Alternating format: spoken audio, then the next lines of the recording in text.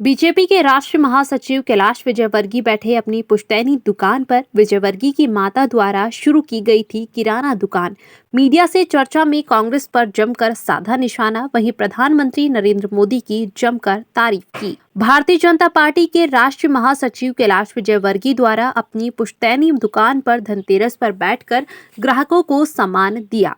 इस दौरान बीजेपी के राष्ट्रीय महासचिव कैलाश विजयवर्गीय ने दीपावली पर्व पर देश में छाया उल्लास को लेकर प्रधानमंत्री नरेंद्र मोदी की जमकर तारीफ की। विजयवर्गीय ने कहा कि जहां पूरा विश्व मंदी से गुजर रहा है, वहीं दीपावली पर्व पर देश में बड़ी रौनक नजर आ रही है। यह सब प्रधानमंत्री नरेंद्र मोदी की जन कल्याणकारी योजनाओं के कारण ही संभव हो पाया है।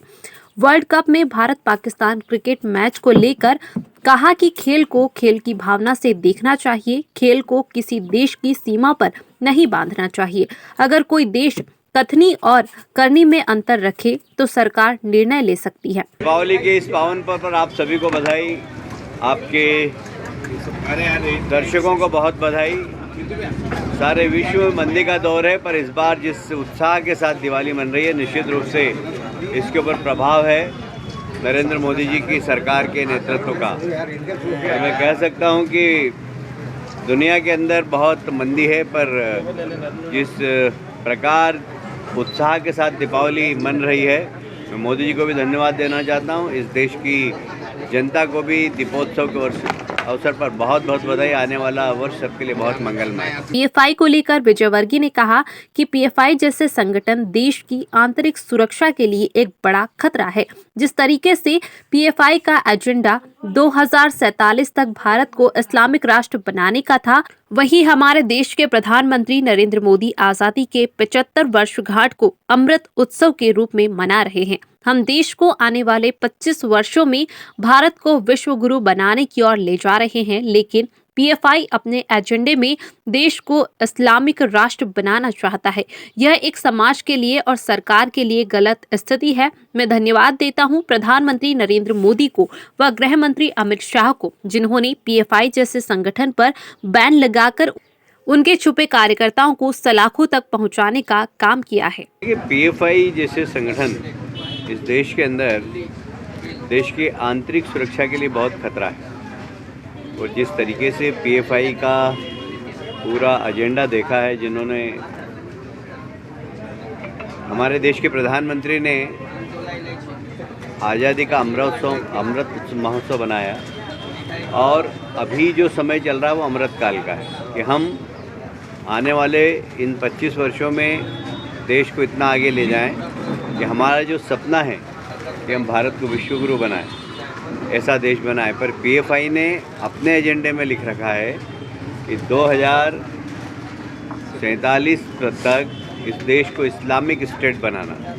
मैं समझता हूँ ये एक समाज के लिए भी और सरकारों के लिए भी अलार्मिंग स्थिति है, और ऐसे संगठन के खिलाफ सख्त से सख्त कार्रवाई करना चाहिए। और मैं धन्यवाद देना चाहता हूँ देश के प्रधानमंत्री और गृह मंत्री अमित शाह जी को, जिन्होंने पीएफआई पे प्रतिबंध भी लगाया, और उनकी हिडन एजेंडा है और हिडन जितने कार्यकर्ता है उनको खोजने का एनआईए प्रयास भी कर रही है। 2024 लोकसभा चुनाव को लेकर कहा कि देश में ऐसा कोई नेता नहीं जो प्रधानमंत्री नरेंद्र मोदी की राजनीतिक ऊंचाई तक छू सके। 2024 में पूर्ण बहुमत के साथ भारतीय जनता पार्टी की सरकार बनेगी। प्रधानमंत्री नरेंद्र मोदी के दौरे पर कांग्रेस की तर्ज पर पलटवार करते हुए कैलाश विजयवर्गीय ने कहा कि यह तो बहुत अच्छी बात है। कल एक कार्यक्रम में था, वहां एक बुजुर्ग कहे थे कि हमें गर्व है कि आजादी के बाद ऐसा प्रधानमंत्री देखा जो मंदिरों में जाकर श्रद्धा के साथ साधना करता है, माला जपता है। ऐसा प्रधानमंत्री हमारे बीच का ही प्रधानमंत्री लगता है। देखिए, ये तो सभी लोग कहते रहते हैं, पर मैं समझता हूँ कि अभी देश के पास ऐसा कोई नेता नहीं है जो नरेंद्र मोदी जी के जो राजनीतिक ऊंचाई है उसको छू सके। इसलिए 2024 में फिर से भारतीय जनता पार्टी की सरकार बनेगी और बहुत बहुमत के साथ। मोदी जी आज अयोध्या में जो गाड़ी बना रहे हैं वो लगातार अपने कांग्रेस भी आरोप लगा रही है कि मतलब कंटिन्यू जो अपने दौरे चल रहा है मोदी जी के। नहीं, ये तो बहुत अच्छी बात है। मैं तो समझता हूँ कि कल ही मैं कहीं पर था और वहाँ लोग कह रहे थे कि हमें गर्व है हमारे प्रधानमंत्री पर। मैं एक सामाजिक कार्यक्रम में था तो वहाँ बुजुर्गों ने कहा कि हमें गर्व है हमारे प्रधानमंत्री पर। हमने देश की आज़ादी के बाद पहला ऐसा प्रधानमंत्री देखा जो मंदिरों में जाके श्रद्धा के साथ पूजा करता है, त्रिपुटी लगाता है, साधना करता है, माला जपता है। तो ऐसा लगता है कि हमारे बीच का ही प्रधानमंत्री है। तो इस देश की भावना के अनुरूप इस देश के प्रधानमंत्री काम करते हैं। और आप सभी जानते हैं कि आक्रांताओं ने जब हमारे देश पे हमला किया था तो हमारे आस्था के केंद्र जितने भी थे, चाहे राम मंदिर हो, चाहे बाबा विश्वनाथ का मंदिर हो, सभी मंदिरों को कभी खंडित किया है, कभी उस पर कब्जा किया है। पर हमें गर्व है कि मोदी जी के प्रधानमंत्री बनने के बाद इस देश के सारे आस्था के केंद्रों का विकास हो रहा है। चाहे केदारनाथ हो, चाहे बद्रीनाथ हो, चाहे सोमनाथ हो, चाहे महाकाल बाबा का मंदिर हो, चाहे बनारस का मंदिर हो, सारे मंदिरों का विकास कार्य हो रहा है। देश में तो हो रहा है, पर विदेश में भी मंदिर बन रहे हैं। जैसे आबू धाबी में बहुत अच्छा एक मंदिर बन रहा है।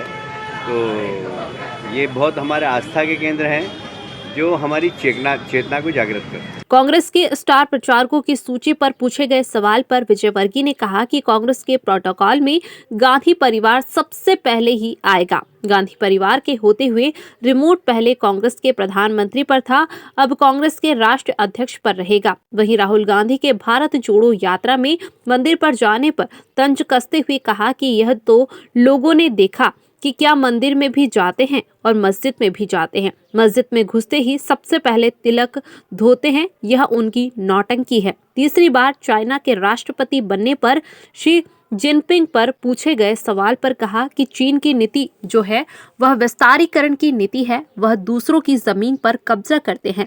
भारत अब इसको कतई बर्दाश्त नहीं करेगा। यह न्यू इंडिया है, इसका नेटवर्क प्रधानमंत्री नरेंद्र मोदी कर रहे हैं और जब भी इस तरह की घटना होगी तो प्रधानमंत्री नरेंद्र मोदी चाइना के साथ आंख से आंख मिलाकर बात करेंगे, देश का कोई भी अहित नहीं होने देंगे।